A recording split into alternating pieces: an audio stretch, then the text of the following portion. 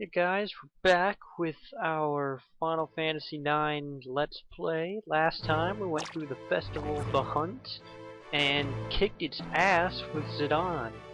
209 points. Awesome. We get the Master Hunter reward and the 5,000 gil that Zidane wanted as his personal prize. Get the congratulations from the group, woohoo.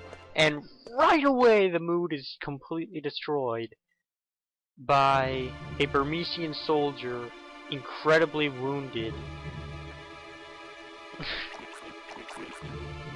who somehow managed to walk the whole way here blind with his injuries. It's a long ass walk, which we'll find out eventually. The kingdom was attacked and just destroyed. And it said it looked like an army of mages wearing steeple-crowned hats. So Limblom says, alright, we'll help out. So he's still trying to go through his duty and just dies right there on the floor. Well, that was a total head spin of a turn, wasn't it? So Freya's all torn up because it's still her homeland under attack. There are no men left in the castle thanks to the Festival of the Hunt, so they need to work themselves. So they're going to call back airships patrolling overlooking Alexandria, which they've been suspicious of. Vivi's broken up about it. Freya's broken out about her home. Vivi's broken up about the mages. Dagger's broken up about her mother attacking. So Freya's like, alright, I'm gonna go and help. Zidane decides, I'm coming too. For whatever reason, it's mostly just because Freya's his friend and he's like, oh, I'll totally go back to your homeland and get into a war with you. Which, you know, I admire, but still. Vivi wants to come because he wants to figure out more about the Black Mages, and he's like, alright, come on, it's a big party. But finally, like, you know, they're going on, Dagger's trying to plead her case, but Zidane's like, you probably shouldn't come. That won't be a good idea. And she's surprised, but he brings up, we've just pretty much been fighting, you know, regular monsters the whole way. This is flat out war. War never changes. Copyright Bethesda. So she still wants to go no matter what. Just because her mother may or may not be involved. Spoiler alert, she is! So Cid puts an end to the argument and they're going to head on foot to Burmecia instead of flying. Which means under the mist, woohoo. But while the gate opens, they're going to eat some lunch. Which is customary after the Festival of the Hunt anyway, to just eat a big lunch. Yay! Big fun lunch.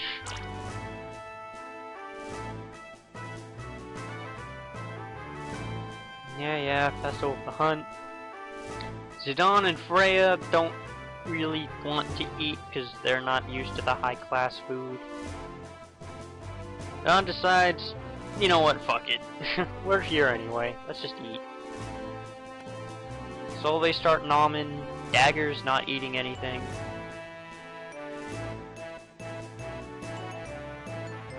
Stina brings it up. Oh yeah, okay, yeah, I'll eat.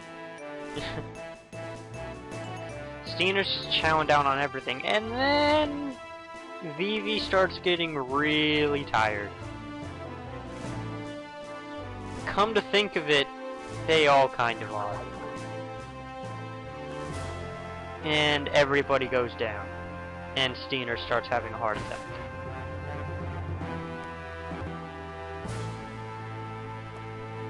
Stina's freaking out some. Dagger's like, wait a minute, why are you freaking out? Hey, I'm alright. Then he thinks that she poisoned everybody, but no, it's just the sleeping weed. She just knocked everyone out because she can't do what she wants. So she decides, I'm gonna go off on my own with Steiner.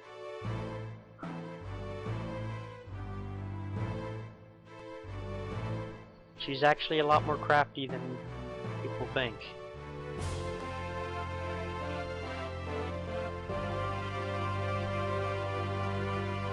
So she's gonna go and try to help her mother and all that. She still feels bad about it, but let's go. So now the party's split up, and you understand why I took off all of Steiner's gear earlier. Sean's like, wait a minute, something's not right, and gets right up. Surprisingly, everybody wakes up at the same time. I guess it all just wore off at once. Except for Vivi, he's still knocked out. So yeah. So now Zidon's getting slightly pissed, and Sid says, hey, come on, we're gonna go catch her to Burmecia. So the plan is to go underneath the mist, go to Gizmaluk's grotto, which passes underneath the mountains, and then walk to Burmecia from there. While we have a moment, let's equip Freya. So you can see she's really strong, and since we didn't have Vivi to grind, she's kind of on the weaker side. And she uses the same equipment that Steiner uses. Like actual... what's the word I'm looking for? Armor, I guess. Maybe we can start souping up more and upgrading after his... Nah, he still needs to learn Blizzard. Done with Thunder, though.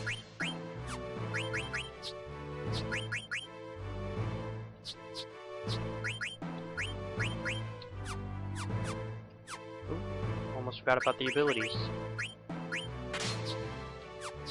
Dragon Killer, Cover, Level Up, Antibody, all really good abilities. Essentially, any killer makes it easier to kill that specific thing. Cover means whenever someone's in yellow health, there's a chance that Freya will jump in and take the attack for them. That can save your life sometimes. Level Up just means you level up faster. Easy as that. And then Bright Eyes and Antibody, protecting against darkness and poison. Yay. And now, we can head down to the Dragon's Gate and get there and take care of it all. This is actually like one of the first times we see the main hall of upstairs of Limblum, but whatever. Head down straight to the base level. We could run around Limblum and stock up on more supplies now that we have everybody. Hell, we could even, you know, grind some more, but it's not really needed. This is the base level. The right one goes to Serpent's Gate, which is the harbor, but that's useless right now. So we go to Dragon's Gate.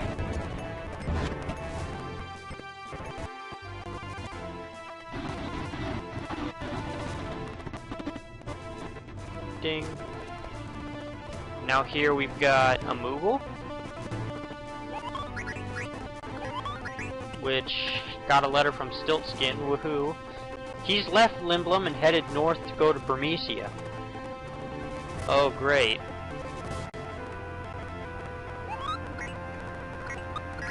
So he's going there.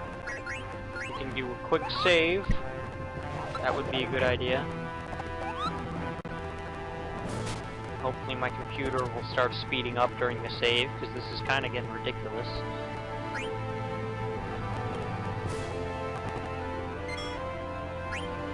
Ho-ho! Look at that! I'm magic. Magic fingers.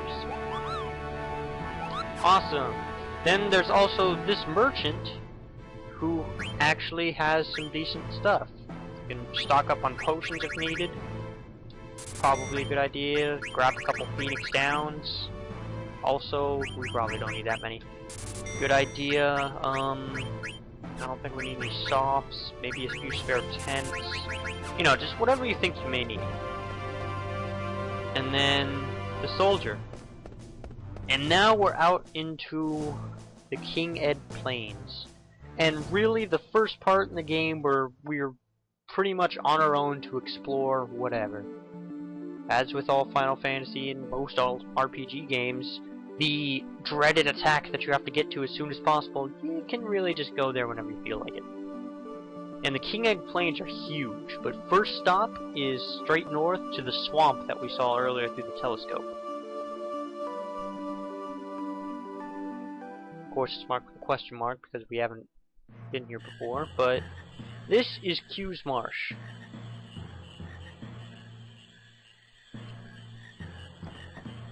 Why did we stop at a marsh for our first stop? Well, we'll see in a minute after we battle our way through some marshland creatures and level up Baby some.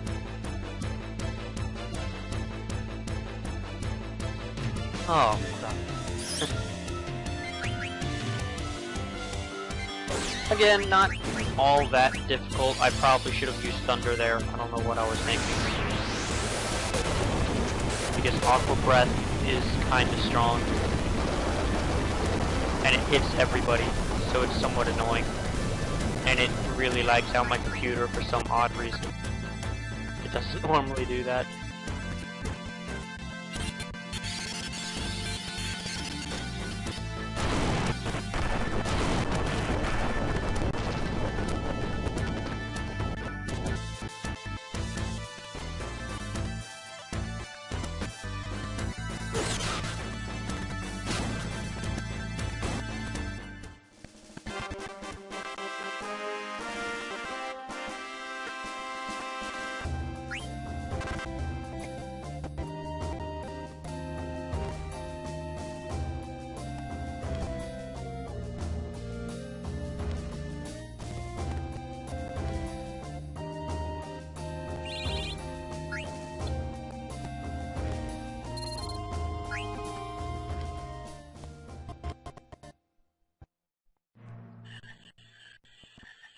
Okay, that was unexpected. Continuing on, why did we come to a marsh first of all?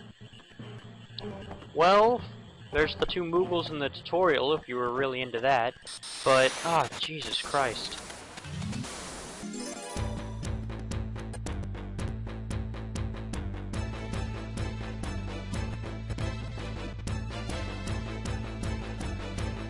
There we go. Oh, it's just one frog thingy. Oh, but it knows glowing eyes! Fuck! Don't use glowing eyes. Fuck you! Annoying beast.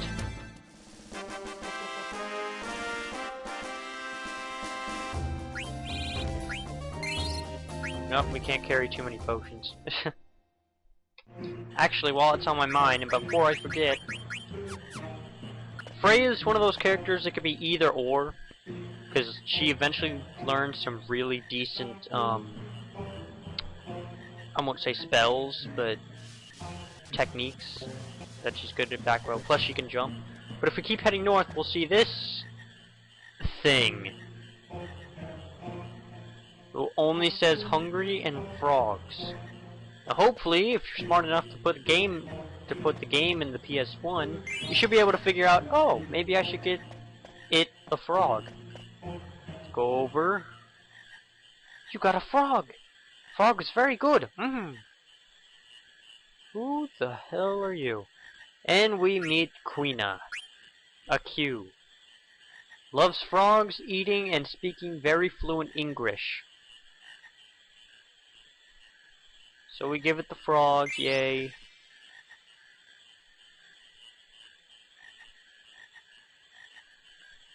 And we see another Q called Quail, Quina's master.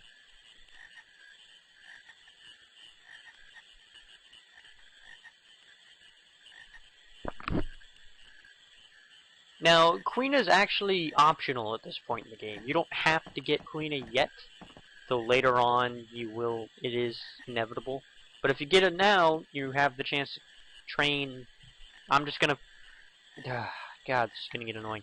See, Qs are genderless, They're not he's or she's, but just for the sake of consistency, I'm just gonna call Queen a he. Despite the fact that he wears pink, but I don't know. It's fucking confusing. Queen is a he in my book. Or at least I call it a he. So we'll just go with that. So Queena's just loves tasting frogs. Queena's also apparently been to Alexandria. So Quail's like, there's lots of things that you can eat. And that is... Queena's got a very one-track mind, but apparently the Qs go on like a pilgrimage across the world tasting food. Which sounds, you know, unique and noble when you think about it, but I guess Queena's... what's a good word without sounding like a douche? Queena's not the brightest bulb. So you have a choice actually, but why not? What could possibly go wrong? And again, he does not care about Burmecia, does not care about Dagger, he just wants to eat.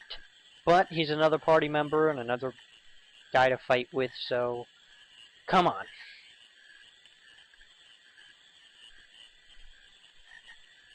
And as we're leaving, random plot point occurs.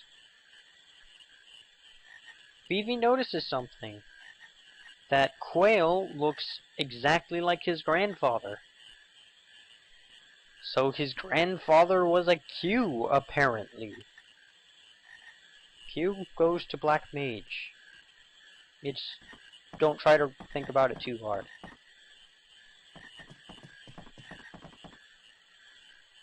So Vivi just stares at him. Quail I've always imagined of having the same voice as the old guy from the Jackie Chan Adventure show. I don't know. Since he speaks that English and he's very upfront. Of course, we from same tribe. Or maybe it's just stereotyped in my mind that English equals Asian. I really don't know. So he's going on, he doesn't know Quan, which was Vivi's grandfather, and he really goes into it, like, I don't know him, stop asking me. Although he did say his name without any implications, so... It's actually hinted at he does know him, he just doesn't want to tell him. But, now we have Vivi, not Vivi, Quina. A bit weaker than Freya, but stronger than Vivi. His weapon of choice? A fork. A big fork. But he doesn't have anything else, so let's soup him up. All forks give him the ability High Tide, which makes his transmitter fill up a lot faster. So that's pretty useful.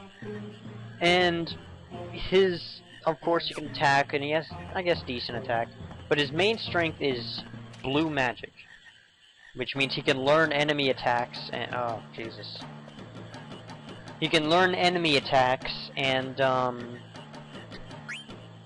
use blue magic to learn it against him. He learns them by eating them when their health is really low, but we'll get into that in a minute. Here, anytime you go to a swamp with frogs, Quina will ask to catch them. For the sake of time, we're gonna say no, but... it is a good idea to catch them, because Quail gives you items every couple frogs you catch, which can be useful. But also, one of Quina's blue magic attacks, called Frog Drop, gets stronger with every frog that you catch. It does 100. So if you catch one frog and use Frog Drop, it'll do 100 damage. 2 frogs, it'll do 200 damage. So on and so forth. Since if you actually spend the time catching 99 frogs, Frog Drop will do max damage almost every attack. So that's pretty much all there is to do in Q's Marsh, unless you want to catch frogs or, you know, try learning some moves. Like you can learn Aqua Breath. If you eat the fish things, you can learn Frog Drop. You know, but all those moves you can also learn in the marshland on the world map. And that has the added ability of being able to call Marsh anytime you need to save or heal. And I think we'll cut it off there. Next time, we'll explore some more of the King Ed Plains and unlock, or at least start out, one of the longest side quests ever in Final Fantasy IX. Probably the longest, actually, now that I think about it. But also by far the most rewarding. But for now, we're signing off on Final Fantasy IX.